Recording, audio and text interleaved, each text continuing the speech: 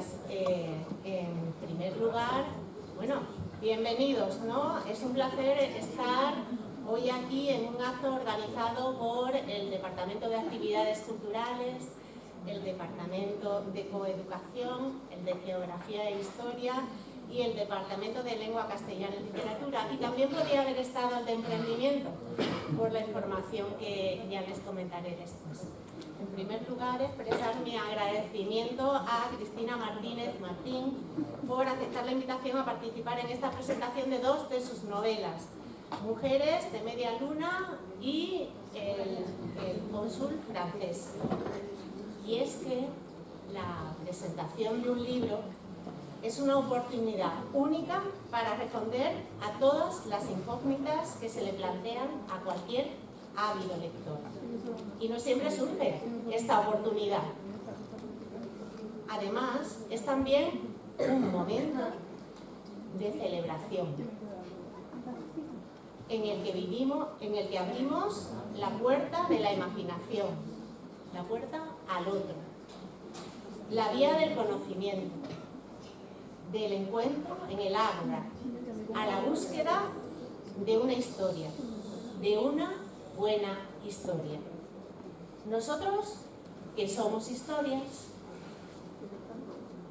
en movimiento, buscamos, anhelamos el placer de una buena historia, que nos mezcla, que nos encandile,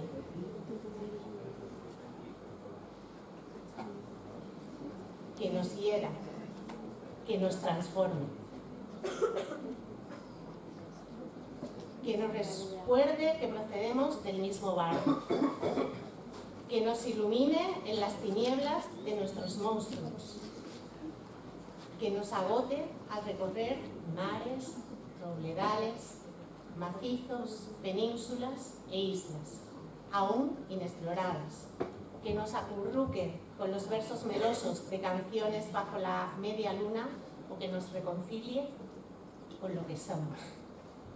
Actualmente, las productoras, conocedoras de nuestra adicción a las historias, nos bombardean con dramas plagados de imágenes que series, plataformas y pantallas se encargan de difundir. Los mismos informativos, como recordaba Jean-Claude Carrier, están inevitablemente dramatizados. Hoy vivimos la guerra de Troya en directo, con entrevistas a Aquiles por un lado y a Helena por el otro. Tal vez incluso a los mismos dioses. No obstante, como Irene Vallejo reflexionaba en El Junco, que llegó a ser infinito, leer construye una comunicación íntima, una soledad sonora que a los ángeles les resulta sorprendente y milagrosa, casi sobrenatural. Dentro de las cabezas de la gente, las frases leídas resuenan como un canto a capela, como una plegaria. Bueno, y sin más dilación, después de esta introducción, vamos a intentar presentar a nuestra historia. ¿Quién es Cristina Martínez Martín? Ella nació en Larache, en Marruecos, y allí vivió hasta los 14 años. Cursó Filosofía y Letras en la Universidad de Murcia, después Letras Modernas en Estrasburgo, Inglés en la Universidad McGill de Montreal, en Canadá. Buen periplo, Cristina? Buen periplo. Ha sido profesora, catedrática de francés y empresaria.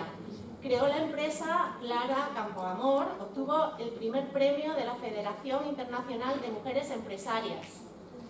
Es decir, antes de que estuviera de moda el llamado actual emprendimiento. Y fue coordinadora regional de un proyecto feminista de la Unión Europea en Andalucía destinado a reinsertar mujeres con cargas familiares y cierta edad en el mercado del trabajo. Empezó un poquito tarde la carrera literaria, pero no con menos éxito. Su primera novela, Te devuelvo la memoria, ganó el premio Princesa Galiana y la segunda, País de Invierno, y aquí estamos con la tercera y la cuarta, y estos son no parar, Cristina. Vamos a empezar con su tercera novela, que es esta, Mujeres de luna llena. La tenéis ahí. Trata de 3 mujeres, una marroquí, inmigrante,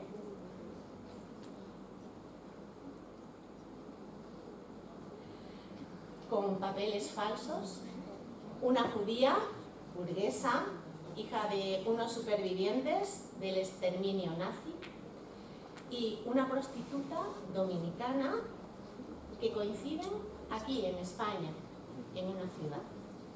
3 mujeres de diferentes culturas: Zora, musulmana; Lea, judía; Perla, cristiana, y diferente formación. Consiguen, gracias a los lazos de la amistad, apoyo, ver la luz, un sentido en los caminos retorcidos que la vida les propone. ¿Cuál es el desencadenante de esta historia, de esta trama? ¿Qué fue primero? ¿Situar la novela, los personajes? Buenos días, Cristina. Buenos días a todos. Estoy encantada de estar aquí. Muchas gracias por haberme invitado. ¿Se escucha bien o tiene que aproximarse más? ¿Ahora? ¿Ahora me escucháis bien? Sí. Bueno, buenos días a todos. Estoy encantada de estar aquí con vosotros. Muchísimas gracias al IES Politécnico por haberme invitado y darme la oportunidad de darme a conocer.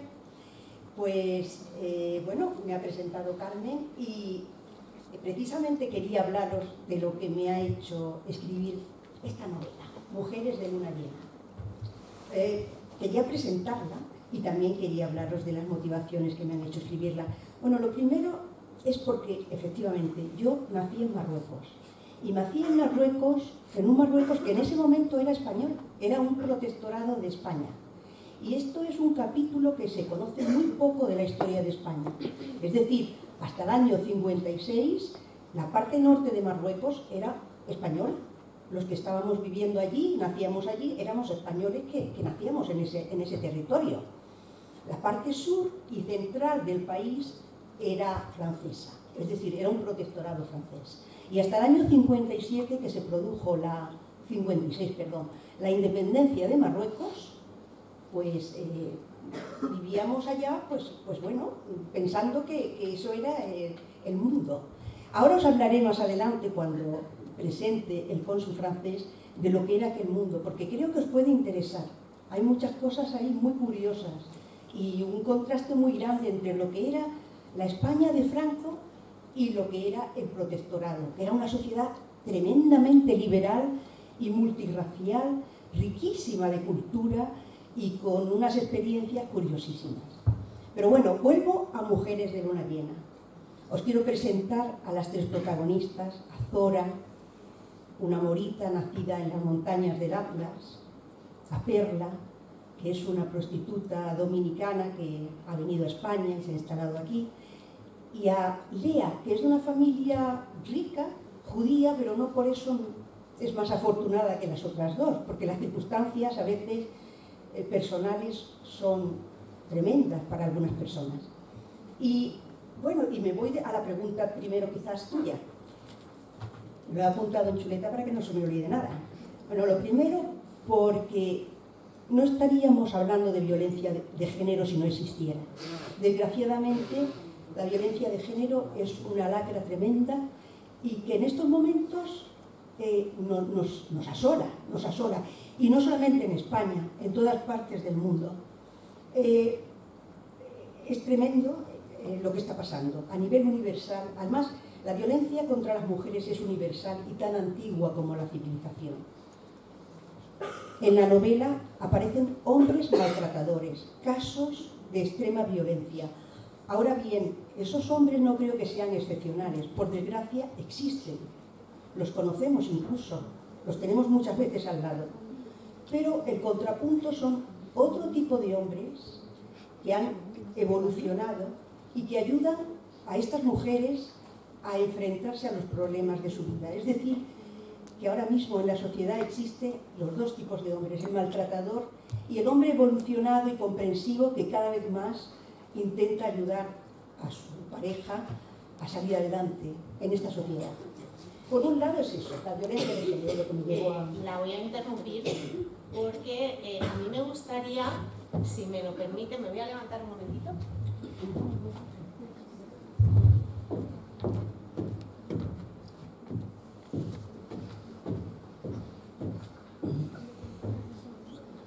Me gustaría leer cómo empieza la novela. Porque no se anda con medias tintas, Cristina.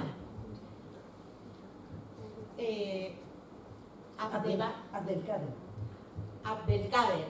Yo he leído la novela, pero no sé la pronunciación correcta, así que tengo información privilegiada.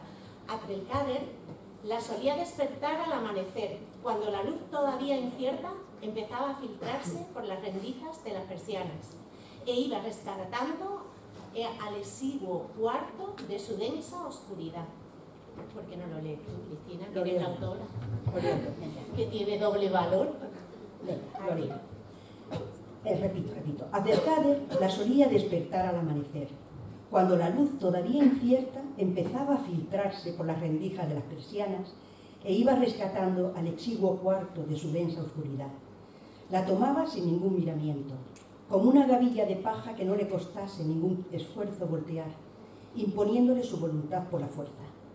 Ella permanecía quieta, sumisa y resignada.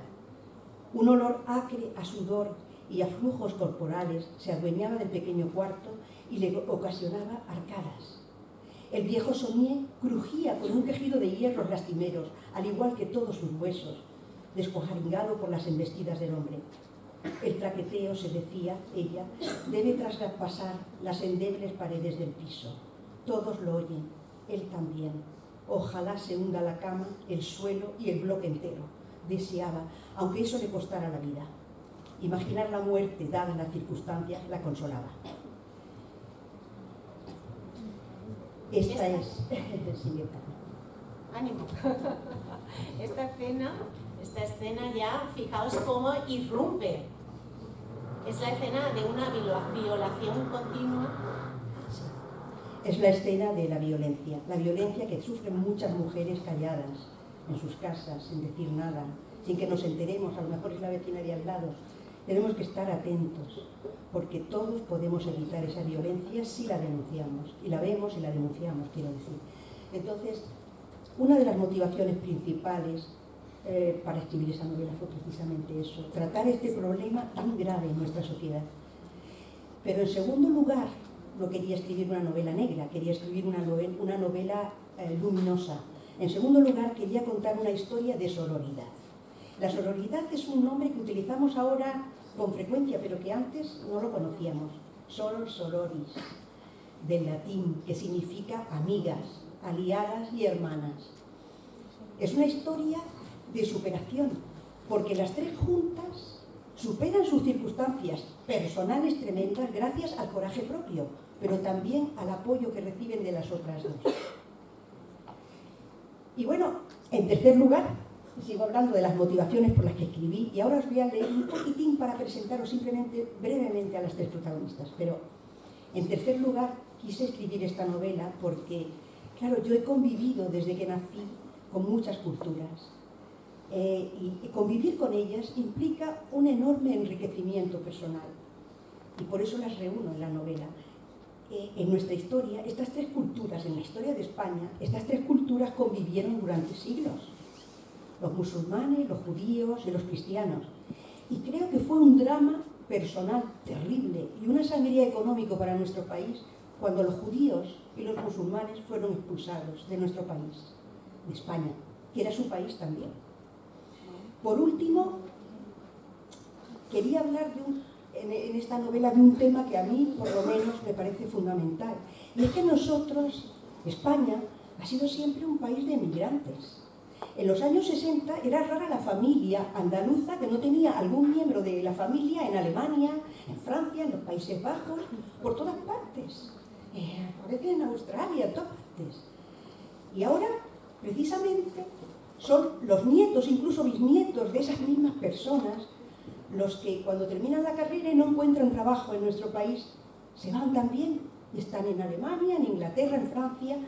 Entonces yo creo que el hecho de tener estas características nos debe de hacer especialmente sensibles al hecho durísimo de tener que emigrar del país donde uno nace y crece.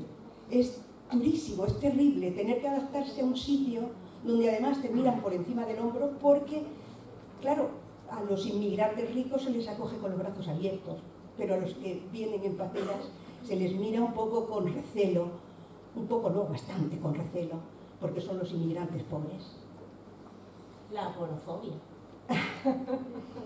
Y bueno, por último en la novela hablo de un tema que es importante también, que es, me gustaría apuntar, que la felicidad puede transformarse en tragedia de un día para otro. Y lo estamos viendo con lo que ocurre con la guerra de Ucrania y lo hemos visto con la pandemia. Estamos atrapados por el pasado.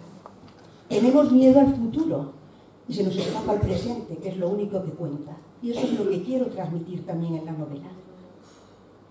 Y bueno, para terminar simplemente con esta novela, porque como viene la otra y no quiero cansaros, os voy a presentar brevemente a esos tres personajes. A ver si os animo a leer esta novela y a ver qué os parece.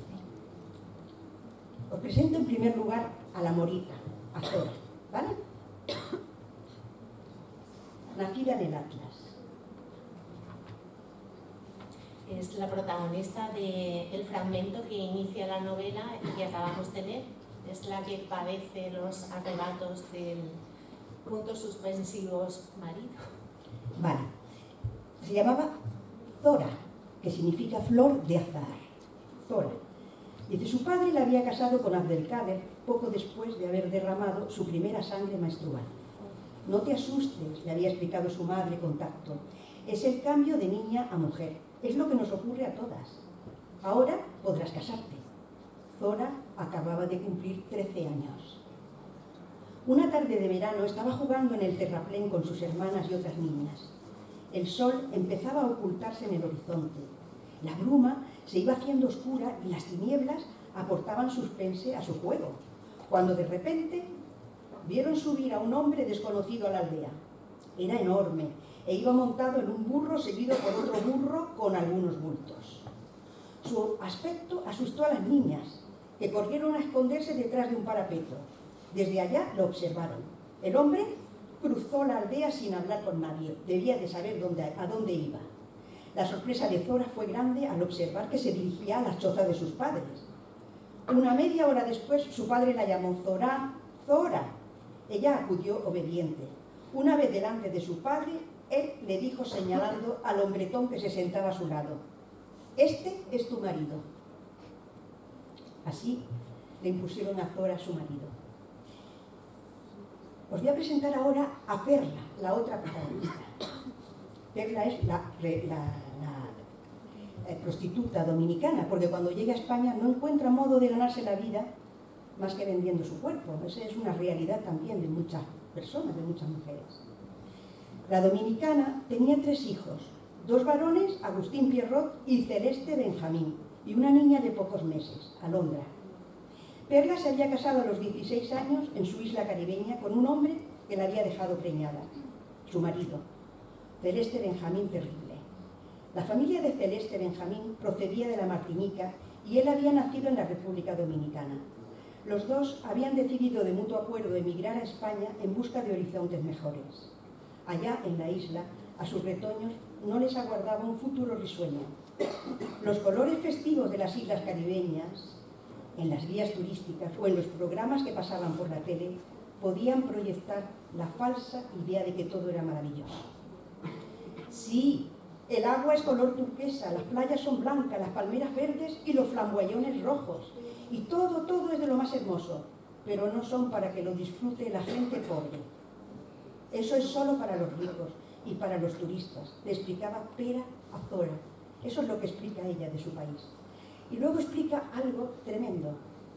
Dice, mi papá se puso muy malito y como no teníamos dinero para llevarlo al doctor ni para comprarle medicina, se murió siendo yo muy chiquita. Y habla de algo terrible, algo que hace emigrar a la gente. Se le quebraba la voz al recordar su hambre. me he comido hasta la hierba del suelo. Y por último os voy a presentar a la tercera protagonista, a Lea, la judía, que pertenece a una familia bastante potente, pero veréis cómo es la cosa.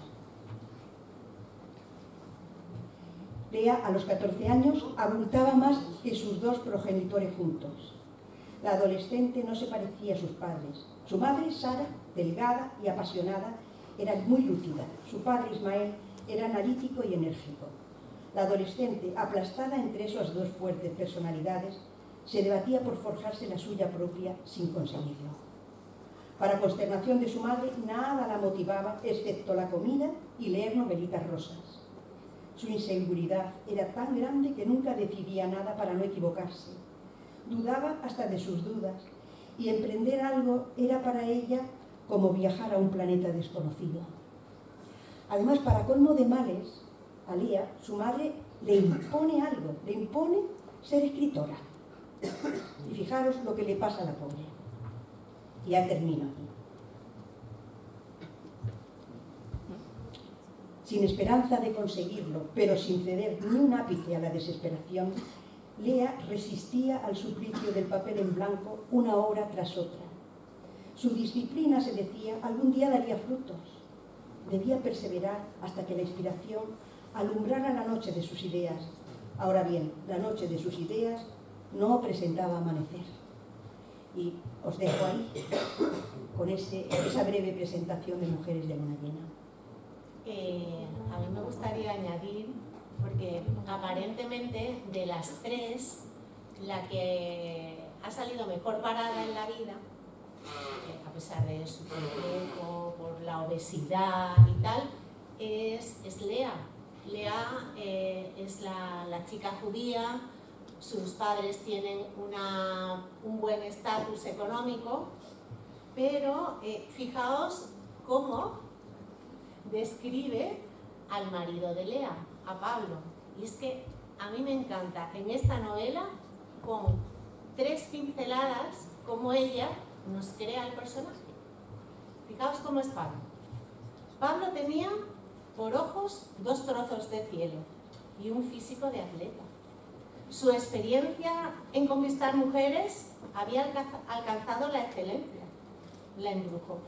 Aquella gorda, frecicunta, al cabo de unos cuantos combates, cayó hechizada. Es mala, ¿eh? Es mala. Pero peor es Pablo. O sea, porque Pablo